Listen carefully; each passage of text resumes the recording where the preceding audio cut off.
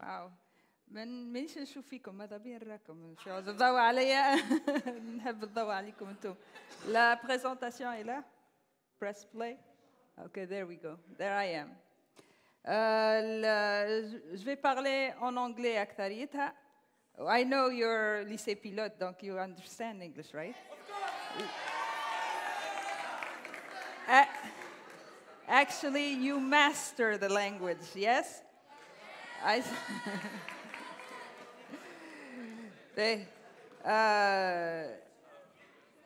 you actually inspire me. All of you inspire me. And all the speakers who came before me inspire me. And the person who did gymnastics, she reminded me of when I was in Lycée Khaznadar doing gymnastics myself. That inspires me. So it doesn't take much for me to be inspired. I find something to inspire myself every day. So when I was talking to Giselle, she told me that you guys are perfectionists. Of course. Lycée pilote, perfectionist. So, but she also told me, and everybody who's here at TED, of course, you're perfectionists. What am I talking about?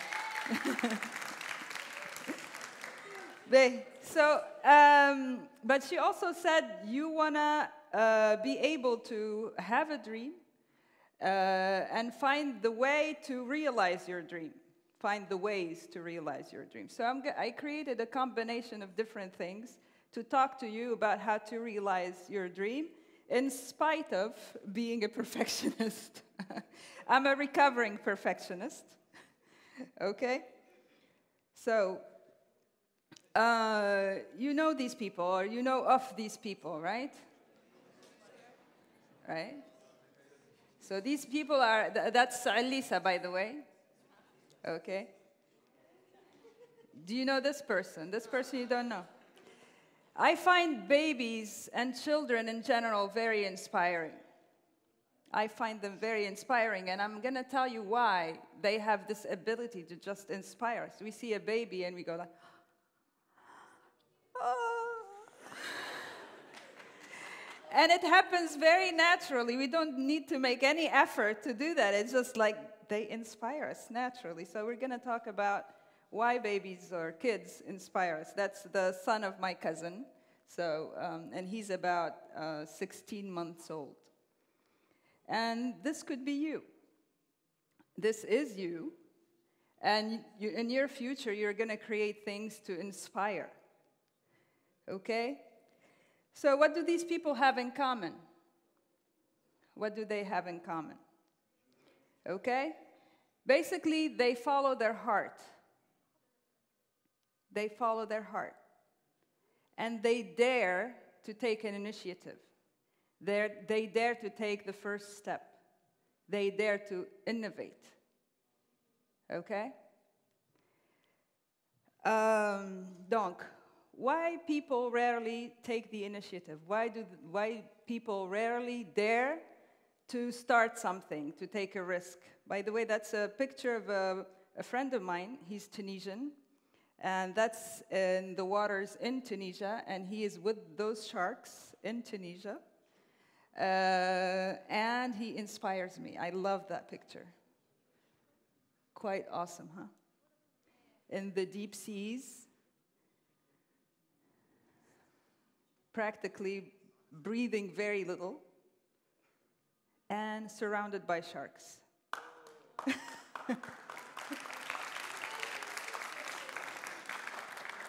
So why people rarely take the initiative? It's because of fear. And fear is very paralyzing. Fear has the ability to make us stop in our tracks and not move forward. Why? Why do you think that is? Because we're afraid of judgment, and mostly we are afraid of failure.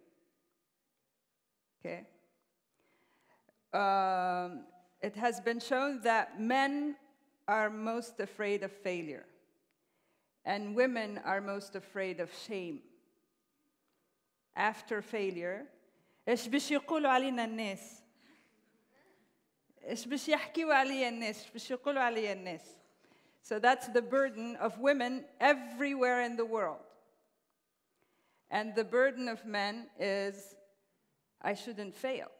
I'm a man. I shouldn't fail. Okay? So we're going to see why that comes about.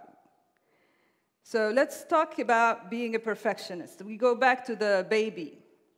If you have noticed a child that's like 18 months old, 2 years old, they walk into a room and they just stand there. They practically do nothing. They're just there. What are they doing? They're taking information. They're collecting information from the environment. Okay? They're being grounded in reality. And after they take all the information they need, then they act. Then they go to the person they feel most comfortable with, and they cling to them or they sit next to them.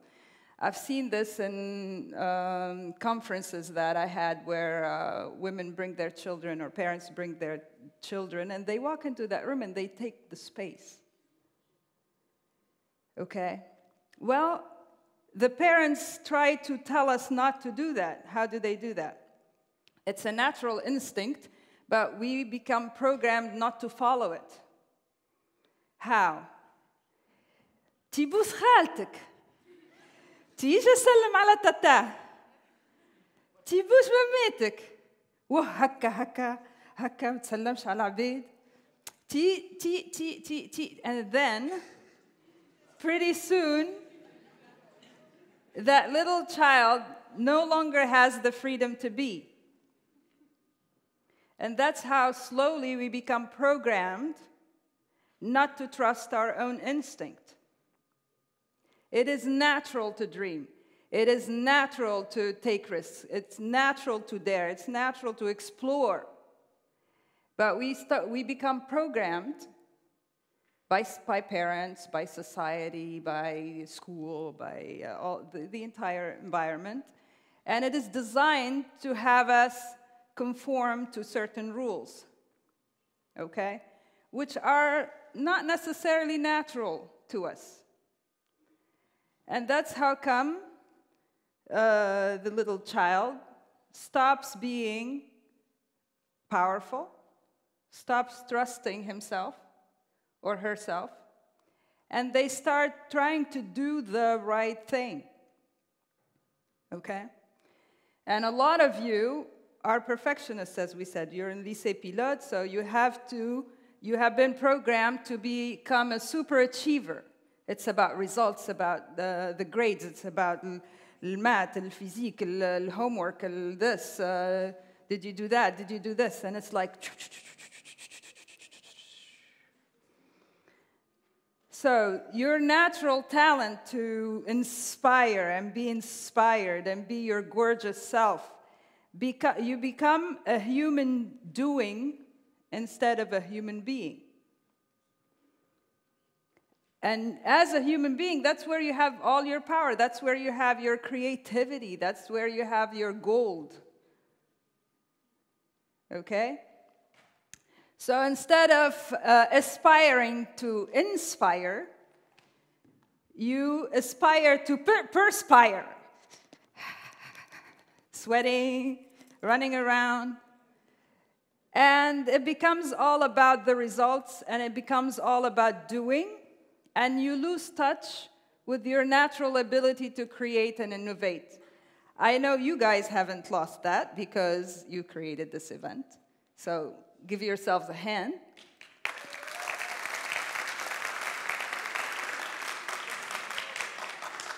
The good news is that it never completely dies. It's always there because it's a natural ability.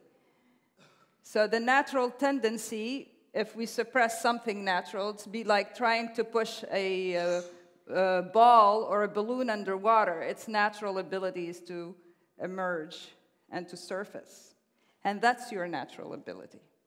So I'm here to show you how to just get rid of those things that are not you, that have been programmed into you, and to free yourself up. So as we see here, when you're trying to be a perfectionist and you don't allow yourself to mess up, then you lose your ability to be. Just be. I have to be perfect. Well, if you have to be perfect, you're not being.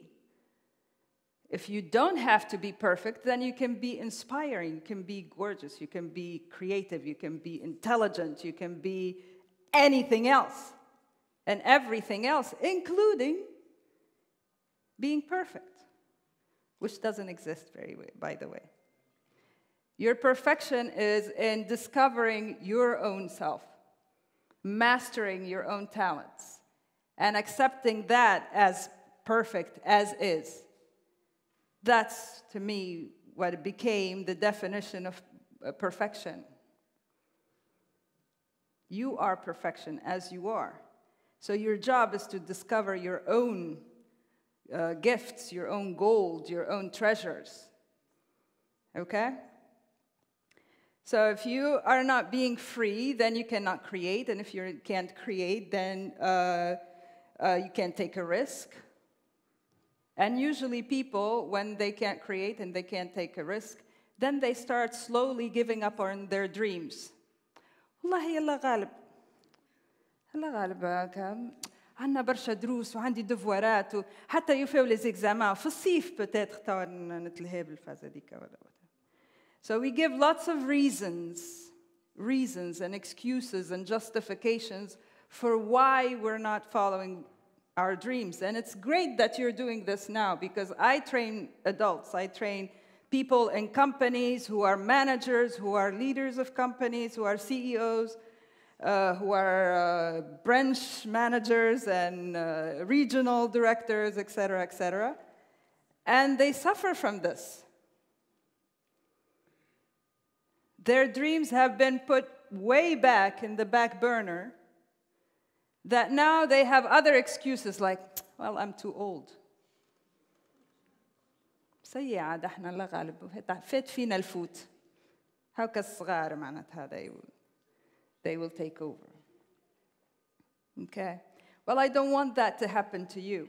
I have a youth association, and I want to train them to have these abilities so that they continuously create dreams, dream and realize their dreams.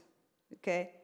So let's go to why things happen that way. When you're programmed, you establish neuronal connections in your brain that fire up automatically, and without you, it's kind of like you lose control over it. It becomes on automatic. You run on automatic. And those systems are put in place to execute by habit. So you have really great habits, but you also have habits that stop you from being creative, from taking risks, from taking the initiative, from daring, from X, Y, Z, all of that stuff. Okay? Now, how do we change that? First of all, you have to be aware that this is happening. We operate, 20% of our actions are managed by our conscious mind, but 80% are managed by our subconscious mind. So when you become aware that a lot of my behavior and a lot of my action is not conscious, then you can begin to build a bridge between your conscious mind and your subconscious mind. And then you begin to take the initiative to change certain habits. Why do I do this all the time? Before the exam, I panic, and I don't eat, and I stop drinking water, and, I stay up all night, and then I do this, and I do that, and I do this. Why? Okay, well, because it's a habit. And you can change it. And we don't change these patterns by saying, okay, I'm going to take a seminar and change myself. No, you actually begin by noticing and stopping yourself in the middle. Okay? I panic and I stop eating. Okay, so I'm going to take a pause here, go outside, take a deep breath, smell the jasmine, smell the roses. So I interrupted the circuitry, and I established a new circuitry. By the way, medically speaking and scientifically speaking, if you close your eyes and follow your breath for 1 minute, 60 seconds, you readjust the whole system in your body. You readjust your, you actually neutralize your fear. You're no longer afraid, you're no longer in a panicky mode, okay? And you can get yourself back to neutral. Follow your breath and keep a monotonous way of breathing, and that flips you over from the negative vibration of fear to at least a neutral state. And when you're there, then you can decide what to do.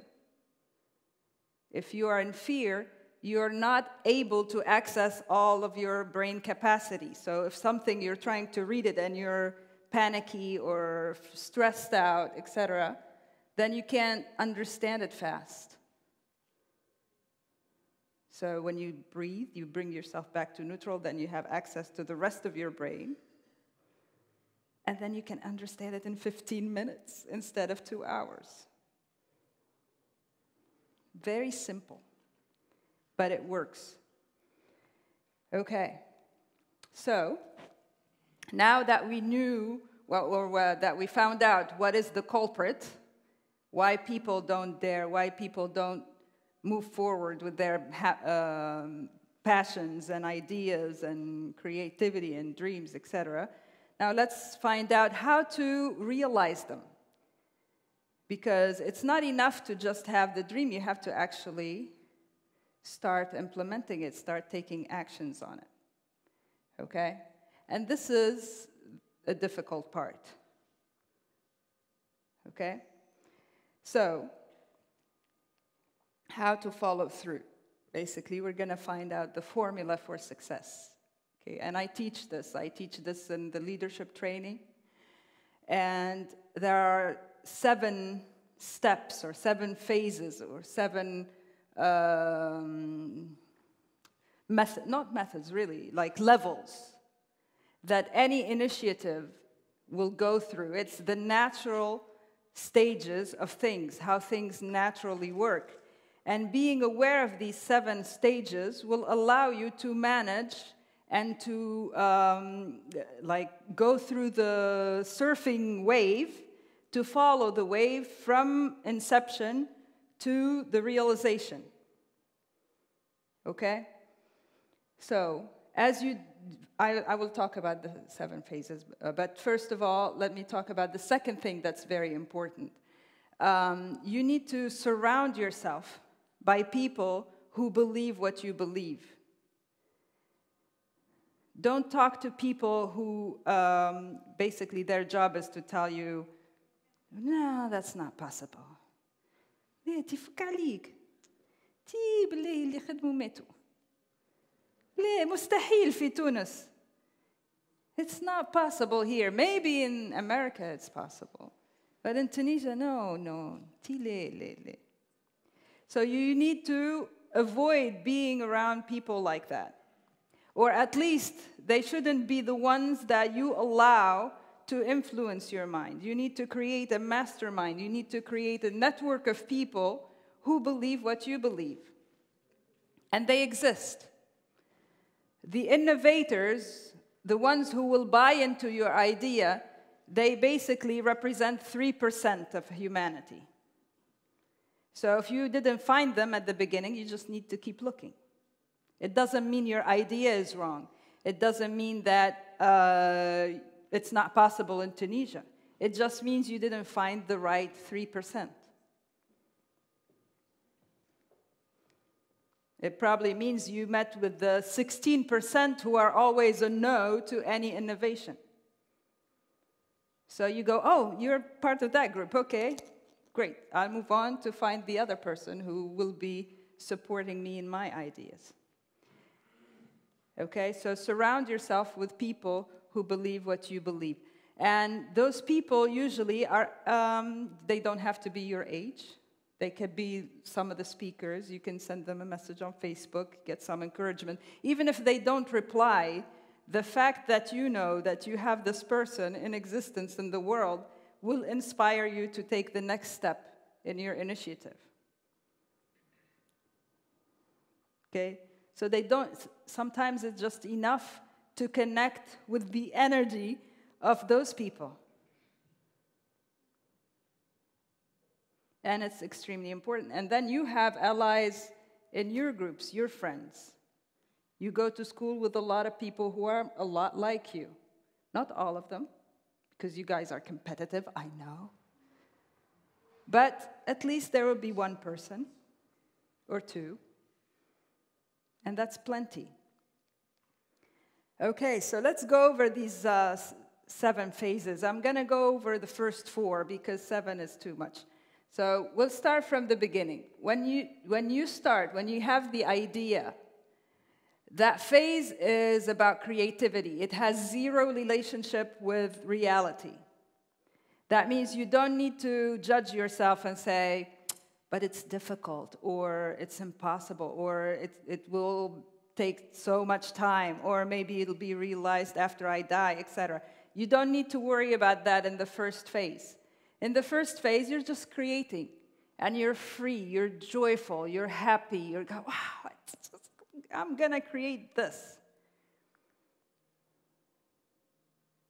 And all the work that you do and the conversations you have will be about creating the dream. Literally, you need to go to dreamland in phase 1. 0 relationship to reality. And you should have the freedom to do that. You know that when they created cell phones, the idea came about when there was nothing remotely looking like a cell phone. It was in a big meeting or like a weekend or a brainstorming session with AT&T Bell Labs. And they went away for a weekend of brainstorming, and they were thinking, it was like, okay, well, people, when they talk on the phone, they have to be next to the phone because there is that cord, et cetera, et cetera. So how can we create a phone that people can walk around in their house and talk on the phone? So it started from ideas like that. And they gave themselves the freedom to innovate. And that's what you should do. Give yourself the space, the freedom, the joy, the happiness, the love of creativity. Then you start with phase 2. That's that picture there. I don't know if there is a pointer. That's the imagining the tree there. But then the second phase, now you're going to start talking about your idea. Your idea only exists in words and in your head. And you're going to start talking to people about it or expressing it. And then you're going to meet some reality.